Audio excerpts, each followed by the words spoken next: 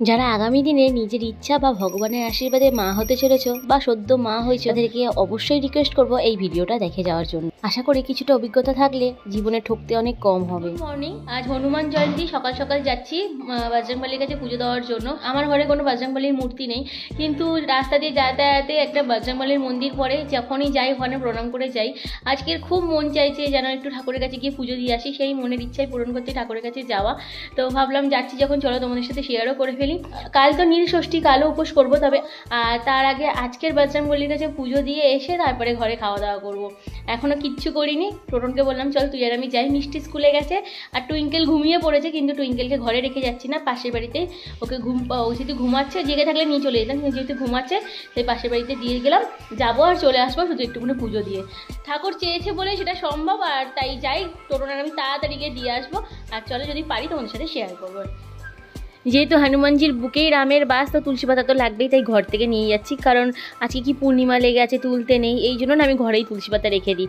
চলো যাওয়া যাক। ভিডিও শুরুতে যেই কথাগুলো বলবো বলে তোমাদেরকে বলেছিলাম, চলো তাহলে এবার শুরু করা যাক। আর কেন এই ভিডিওটাই বেছে নিলাম কথাগুলো বলার জন্য, সেটা তোমরা শেষ অবধি দেখলেই বুঝতে পারবে। প্রথমে বলি, যদি তোমরা মা হতে চাইছো বা চলেছো নিজের ইচ্ছায়, কারোর ইচ্ছায় কখনো মা হতে যেও না। কারণ মা হতে গেলে অনেকগুলো বছর, বলতে পারলে অনেক কিছু ত্যাগ করতে হয়। যেমন আমার জীবনে প্রায় 2.5 বছর পর আমি মন্দিরে যাচ্ছি পুজো দিতে।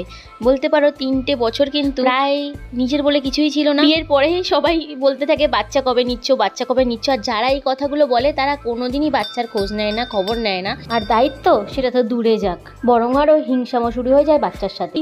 যদি বাচ্চার প্রতি ভালোবাসা থাকতো না, তাহলে কখনো সেই বাচ্চা ষষ্ঠী পুজোয় মানে 21টা বাচ্চাকে খাওয়ানো নিয়ে ঝগড়া, বা তার অন্নপ্রাশন নিয়ে ঝগড়া, তার জামা কাপড় পরানো নিয়ে ঝগড়া, তার ভালো মন্দ খাওয়ানো নিয়েও ঝগড়া, কখনোই সেগুলোকে বাবা মাদেরকে ফেস করতে হয় না।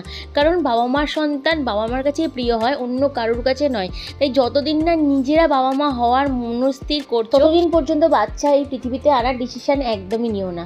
যখন নিজেদের ডিসিশনে সেই বাচ্চাকে আমরা পৃথিবীতে নিয়ে আসবো, তো দায়িত্বটা তো আমাদেরই না। কারণ বাচ্চা আমাকে বলেনি এই পৃথিবীতে আনার জন্য, সে আমাকে বলেনি তাকে একটা ভালো লাইফ দেওয়ার জন্য। তবে যেহেতু আমি নিয়ে এসেছি, ওকে ভালো লাইফ দেওয়ার দায়িত্ব কিন্তু একমাত্র আমারই, অন্য কারণ না, অন্য কেউ করবে না। তাই অন্য কোনো কারোর কথা শুনবেও না। একটা মেয়ের মা হওয়ার আগে কোনো জ্ঞান অভিজ্ঞতা কিছুই থাকে না, হওয়ার পরে যেন লাইফটাই চেঞ্জ হয়ে যায়। কত কি ভাবনা, মানে কিভাবে যে মা হয়ে উঠতে হয়, সেই বাচ্চাটা এসেই কিন্তু অনেক কিছু শিখিয়ে দেয়, অনেক মানুষকে চিনিয়ে দেয়। তাই নিজেদের ইচ্ছা ছাড়া মা বাবা হওয়ার একদমই উচিত না। আর দ্বিতীয়ত, মা বাবা হওয়ার পরে কিন্তু প্রায় লাইফ থেকে অনেকগুলো বছর, অনেকগুলো সময় কিন্তু বলতে গেলে নিজের বলতে কিছুই থাকে না। যা থাকে পরিস্থিতি, সময় আর ভগবানের দয়া আর বাচ্চার উপরে নির্ভর করে। সে ঘুমালে ঘুম, সে খেলে খাওয়া, সে চললে চলা, এরকমভাবে কিন্তু আমাদেরকে চলতে হয়। তখন আমাদের অনেক কিছুকে ত্যাগ করতে হয়। যারা বড় লোক, তারা 10-12টা কাজের লোক রেখে নিজের বাচ্চাকে কি বড় করলো, তাদের কোনো যায় আসে না। তাই তাদের বাচ্চা হয়ে যাওয়ার পর তারা তাদের লাইফটাকে ভালোভাবে লিড করতে পারে। কিন্তু আমরা মধ্যবিত্ত বাড়ির মেয়ে, আমাদের পক্ষে কিন্তু সব কিছুই সম্ভব না। শখ তো অনেক থাকে, কিন্তু সেই শখগুলোকে বাচ্চা আসার পরে হয়তো ত্যাগ করতে হয়। এমনও অকেশান যায় যে এই পুজোয় জামাটা আমি নেব না, আমার মেয়েকে কিনে দেবো। হ্যাঁ, এইসব ভাবনারা অনেক কিছু আসে। শুধু জামা না, অনেক কিছু ত্যাগ করতে হয়। তো যখন সেই ত্যাগগুলোকে একটু একটু করে করতে হয়, অনেকগুলো বছর ধরে ধরে ত্যাগ করতে করতে হয়তো সেই জায়গাটা গিয়ে মা বলে পরিচিত হয়। তো সেই মা হয়ে ওঠাটা অনেকটা কঠিন, অনেকটা সময় সাপেক্ষর ব্যাপার। তাই সব সময় নিজের মন যতক্ষণ না চাইছে ততক্ষণ কোনো ডিসিশন নেওয়া উচিত না। আজ 2.5 বছর পর মন্দিরে ফল ফুল মিষ্টি নিয়ে এসেছি পুজো দিতে। যদি আমি আগের বছরটাও ভেবে দেখি, আমার পক্ষে আসা সম্ভবও ছিল না, আমার পক্ষে কিছু আনাও সম্ভব ছিল না। আর এই যে 2.5 বছর পর আমার সময় হয়েছে বা মন চেয়েছে, মনের ইচ্ছা পূরণ করতে পেরেছি, মানে এটাই হয়তো ঠাকুরের তো দয়া রয়েছে, নিজের মা বাবারও আশীর্বাদ রয়েছে, আর রয়েছে পরিস্থিতি বা মেয়ে বড় হয়ে উঠেছে, তাই হয়তো সময় হয়েছে। এমন একটা নিষিদ্ধ করে নিয়ে গেছে যেখানে প্লাস্টিকে করে মিষ্টি দিয়েছে। এমন কি আর বলবো, তুই কিন্তু কোন মন্দিরে পুজো দিতে হবে সেটা বলেছি। তুই তখন বলেছিলিস, ওই কথাটা মনে আছে, আমি জানি ওই মন্দিরে যাবি ভাবে। 12টা বাজে, মেয়ের খাবারটা আগে বসিয়ে দিতে হবে।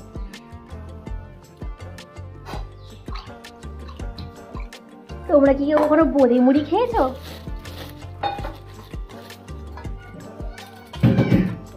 কি করছে টুইঙ্কেল, কি করছে? क्या हुआ? कुत्ता घुस गया मेरे घर में। इतना साहस कहाँ से मिला तुझे? ट्विंकल। अच्छा ट्विंकल कहाँ है बेटा? आपके घर में ही है? बदमाशी कर रही है ट्विंकल? क्या कर रही है? क्या ना করব না কেন করব না শাসন করব না তোকে কেন চুপ করব কেন কি খাচ্ছিস তুই কি খাচ্ছিস বল কি খাচ্ছিস তাড়াতাড়ি বল अब बोलছি বলে বলছেন না ভিডিও করো না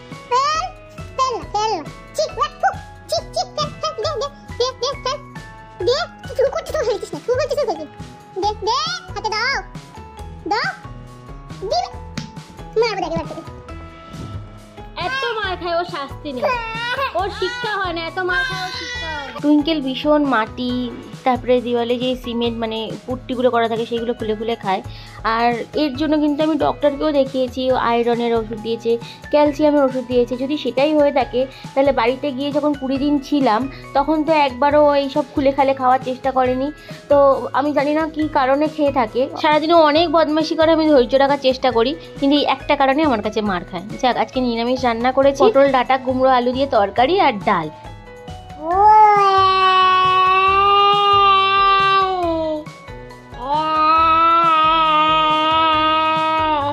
দুপুরবেলা একটু শুয়েছিলাম ইনি মনে হয় ওনার বাবার বিয়ের সময় সানাই বাজাতে ভুলে গেছে তাই এখন শুয়ে শুয়ে সানাই বাজাচ্ছে কৃষ্ণ হরে কৃষ্ণ কৃষ্ণ কৃষ্ণ হরে হরে